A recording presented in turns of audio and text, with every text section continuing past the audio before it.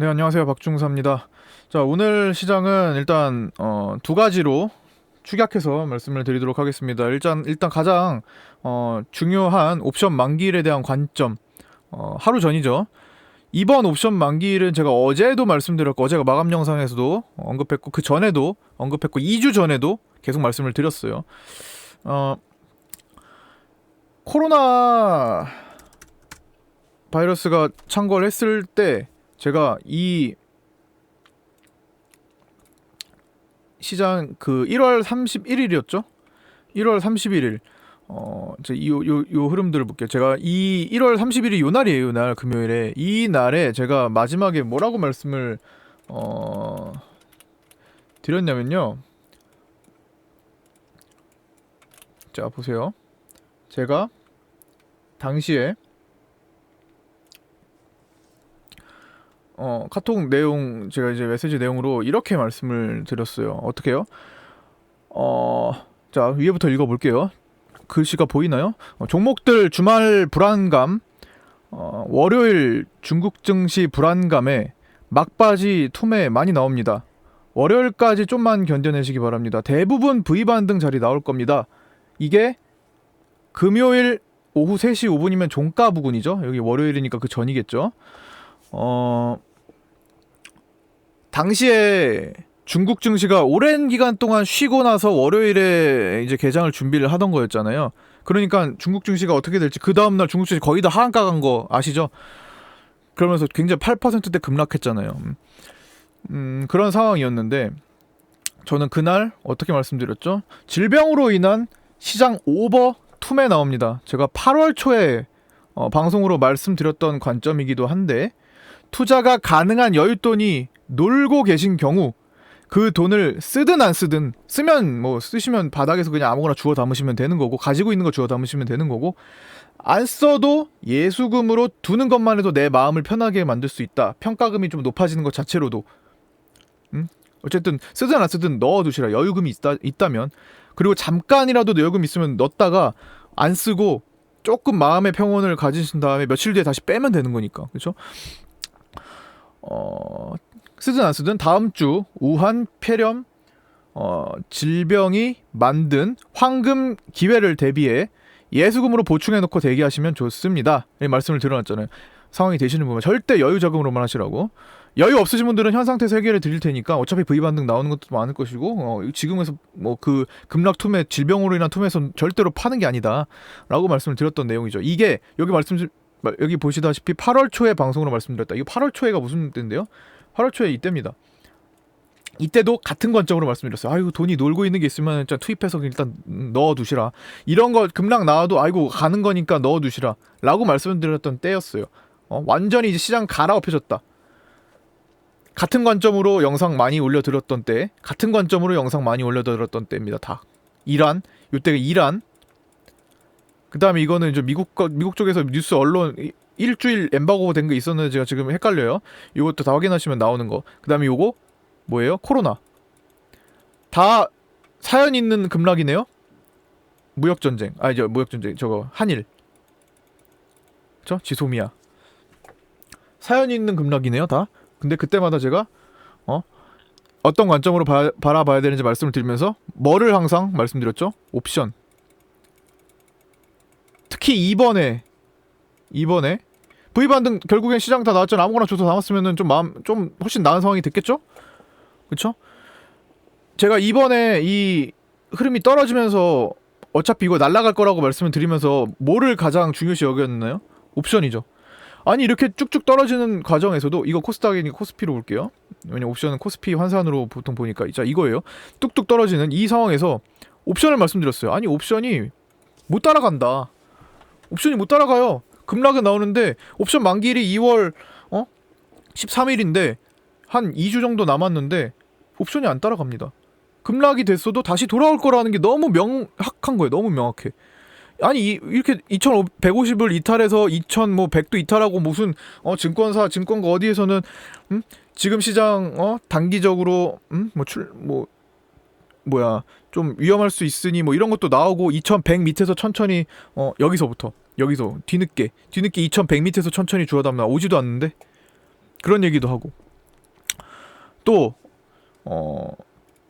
이번 질병은 좀 심각해 보이니 좀 축소 대응을 하시면서 보는 게 바람직하지 않냐. 지난번에도 이란과의 전쟁은 정말 심각할 수 있다. 뭐 만약 미국인 사망자가 발생하고 막 이러면 난리 날 거다.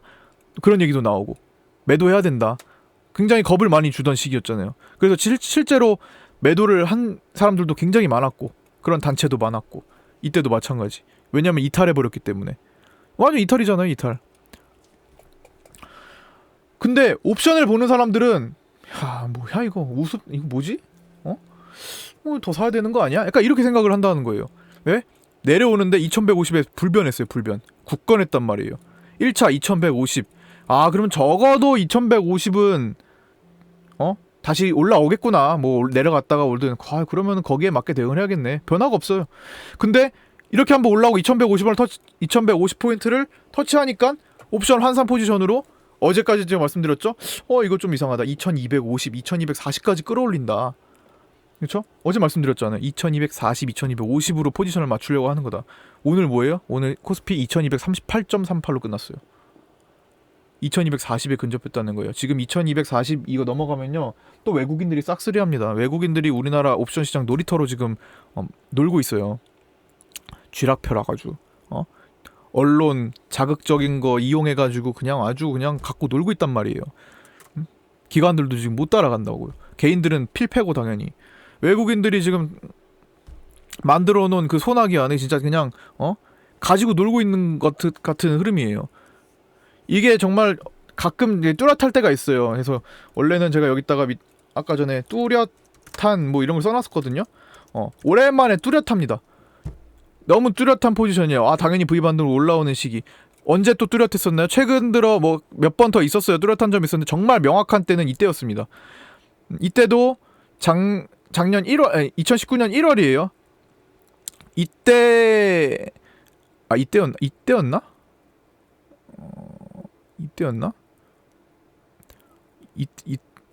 옵션 만기 이때였나?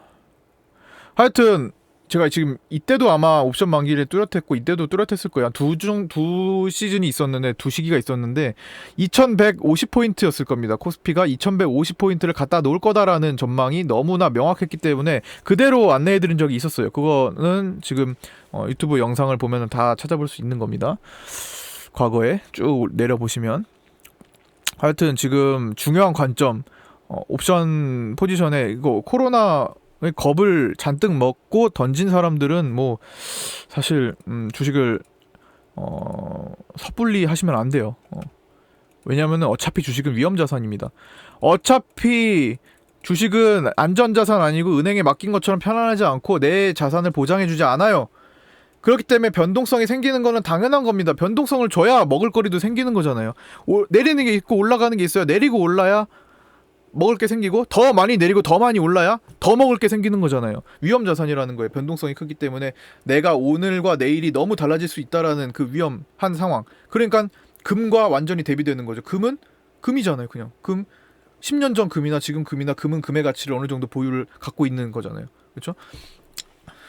위험자산이기 때문에 변동성을 크게 줄 수 있는데 그 변동성의 내용과 아무것도 판단하지 않고 그냥 언론이 만드는 공포, 이거 질병이 계속 심해지고 뭐 사망자 발생하고 뭐 난리가 났네. 중국에서는, 우리나라는 발생하지 않았지만 팔아야겠다, 주식 팔고 보자, 이렇게 하는 사람들은 일단은 위험자산을 접근 안 하시는 게 맞습니다. 맞아요. 큰 시장을 앞두고 있지만서도 그런 분들은 다시 한번 생각을 해보셔야 돼요, 진짜로. 하지만 돈 버실 분들은 지금 이 시장의 변화를 확실히 인지를 하고 계시는 게 좋겠습니다. 자, 주봉으로 볼게요. 지금 추세선 그어놨죠? 추세선, 코스닥 어제도 말씀드렸고 계속 누적돼서 반복적으로 말씀드린 건데, 추세선, 주봉 추세선을 돌파하고 나서 코스피는 한동안 지금 그 위에서 놀고 있습니다. 못 따라가는 코스닥, 11주 정도를 밀려있는 코스닥도 이제서 그 윈 라인을 만들고 있어요. 자, 최순실로 굉장히 많이 떨어졌을 때 시기입니다. 종목들은, 개별 종목들은 이 추세가 거의 무의미할 수도 있어요. 거의 크게 의미가 없을 수도 있습니다. 왜냐면 변수가 너무 많기 때문에 추세 그냥 이탈하고 추세 이탈해서 올라가고 추세 돌파해서 내려가고 막 이런 것도 많습니다. 개별적으로. 근데 그 종목들을 각각 다 모아놓은 이 시장은 추세를 정말 잘 지키는 경향이 있어요. 종목들에 비해. 그래서 지난번에 최순실 때 엄청 떨어진 그 시기 이후에 탄핵되고 막 이랬던 시기에 추세를 돌파하고 한동안 굉장히 티격태격 만들다가 급등을 했던 때가 있었죠. 그 다음에 지금도 더 가파른 추세에 미중 무역 분쟁, 뭐 한일 무역 분쟁으로 인해서 떨어졌던 그 자리 추세를 만든 거 돌파해서 처음으로 지금 시도를 하고 있어요. 만들고 있다는 겁니다. 이 구간이 얼마나 더 진행될지는 모르겠어요. 이때처럼. 그러나 뭔가 오고 있다라는 그런 느낌을 받으셔야 되는 게 어제도 말씀드렸듯 이 시기를 놓치지 않기 위해 우리가 모르는 어떤 세계에서 큰 돈들이 투입이 되고 있습니다. 그게 일단 중요한 거예요. 우리처럼 이렇게 개인 투자자들 개인 자금 이렇게 그들이 생각하기에는 코 묻은 돈이에요. 그 누군가가 그 거대한 조직이 생각하기에는 정말 개인 투자자들 하나하나 좀 코 묻은 돈이죠. 수백억, 수천억, 수조원, 수십조 원, 수백조 원을 굴리는 어떤 곳에서 지금 자꾸만 신흥국 증시, 특히 우리나라 증시, 저평가된 우리나라 증시에 돈을 지금 투입하고 있다는 겁니다. 오랜 기간 동안 바닥권에서. 그 돈이 옳습니다. 그 돈의 방향과 크기를 믿고 보시는 게 가장 현명할 거예요. 앞으로는. 그 돈은 속이지 못합니다. 어차피 그 돈이 들어왔다가 나가는 것도 보여요. 그 돈이 들어왔다가 나가는 것도 다 티가 나고 들어오는 것도 티가 나요. 그렇기 때문에 나가는 걸 보고 그때 가서 다른 판단을 할지언정 지금은 들어온다라는 것에 초점을 맞춰야 될 것 같습니다. 미국 증시가 아직도 계속 신고가가 날아가고 있어요. 지금도 미선물이 0.4% 정도 나스닥 기준 상승하고 있습니다. 신고가가 계속 진행되고 있는데 언제 꺾일지 몰라요. 최소한 2분기까지는 가리라 말씀을 계속 드리고 있지만 3분기 내에서 언제 꺾일지 모릅니다. 미국 대선을 앞둔 시점부터 꺾이기 시작할 수 있어요. 그래도 신고가 라인이기 때문에. 하여튼 만약에 그 미국 증시가 꺾인다고 하더라도 우리 증시를 크게 걱정할 필요가 없다라는 관점을 말씀드린 게 그거 이제 마지막으로 끝난 자금들이 밑으로 내려오고 있다는 겁니다. 그렇게 외국계 증권사들의 지금 계획들이 만들어지고 계획되고 있는 그런 상황인 거예요. 그게 지금 천천히 하나씩 드러나고 있는 거고요. 이런 상황 속에서 많은 개인 투자자들은 오히려 국내 증시, 국내 주식을 정리하고 국내 증시를 멀리하고 해외 계좌, 미국 계좌 터가지고 지금이라도 미국 증시를 올라타라 라는 책들이 많이 나왔죠. 그런 책들을 읽고 새롭게 미국 계좌를 한 번도 관심을 가져보지 않은 그 미국 증시에 올라타고 있다라는 겁니다. 계좌가 점점 늘어나고 거기에 투입되고 있는 자금이 많아지고 있다고요. 실제로도 지금 증권사 자료들을 보면 지난번에 예전에 2015년 때 중국 증시에 대한 책이 잔뜩 쏟아진 적이 있었어요. 자, 중국 이때예요. 중국 증시 보세요. 엄청나게 급등했던 2015년도 요 상반기 때 이 중국 때문에 증시가 전 세계 증시가 아주 난리가 났었잖아요. 중국 증시가 2,000포인트에서 5,000포인트까지 시장이 두세 배 올라가는 거예요. 종목들은 한 3-4배, 4-5배 난리가 났겠죠. 자, 뒤늦게 2015년도 상반기 때 무슨 책들이 쏟아졌냐. 중국 증시 투자하는 방법, 중국 증시 투자하기, 중국 증시 지금이라도 올라타자. 약간 이런 관점을 가진 책들이 쏟아져 나왔습니다. 자, 서점에는 베스트셀러로 다 놓여져 있고 서점 가면은 큰 서점들 가면은 야 중국 증시가 핫한가 보네. 다 누군가 느끼고 야 지금이라도 중국 증시 해야 되는 거 아니야? 다 이런 생각을 가질 수 있게 해서 실제로 중국 계좌가 많이 늘어났었어요. 거래도 엄청 터졌죠. 보시면 밑에 보이시죠? 거래 폭발하던 거래. 그쵸? 그런 사람들 지금 뭐 했어요? 나가리 됐잖아 완전히. 중국 증시가 평생 갈 것처럼. 아니 책은 쓰여질 준비 원고하고 다 뒤늦게 출판되는 거 아니에요? 지금 미국 증시에 관한 책 검색해서 보거나 서점 한번 가보세요. 얼마나 많나. 새롭게 쓰여진 책들이 얼마나 많나. 한번 보세요. 그를 통해서 미국 증시를 지금 투자하기 시작한 사람들, 과거부터 계속 해온 사람들은 상관없습니다.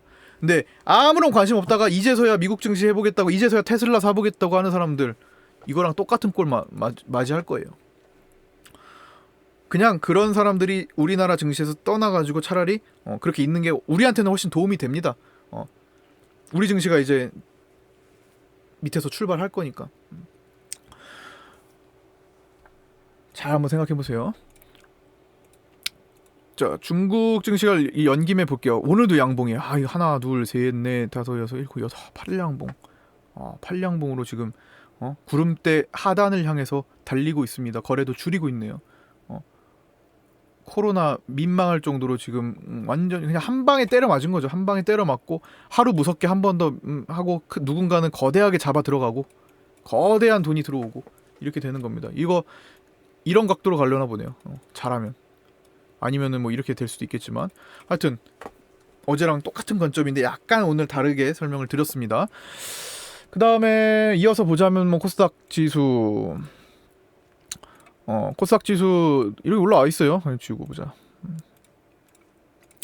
자, 추세 돌파 당연히 V 반등으로 올라와 있죠. 좀 여기서 옵션 만기일 지나고 나면은 시장 양쪽 코스피도 마찬가지고 옵션 만기일 지나고 나면은 한번 뭐 물량이 쏟아질 수도 있고 쏟아졌다 갈 수도 있고 아니면 그냥 달릴 수도 있고 그거는 일단 옵션 만기일 이후에 한번 확인을 해볼 문제입니다. 일단 지금은 당장 내일 옵션 만기 포지션대로 움직일 거라는 거죠. 그게 대형주가 움직인 거죠. 오늘도 거래도 많이 실렸네. 물론 이게 거래 대금이랑은 좀 무관합니다. 오늘 좀 작은 종목들의 거래가 실렸으면은 거래량만 늘어난 경우도 많아요. 동전주들이나. 아니 뭐 어제 연장선상에서 또 말씀드리는 거 오늘 조금 다른 관점에서도 말씀드렸어요. 자, 두 번째 지소미아 폐기론. 지소미아 폐기론 요게 오늘 일단 이슈거리 뭐 기생충의 바른손 ENA 조금 너무 오버페이스로 달리는 경향이 있는데 뭐 오늘 농심도 올랐죠. 뭐 저거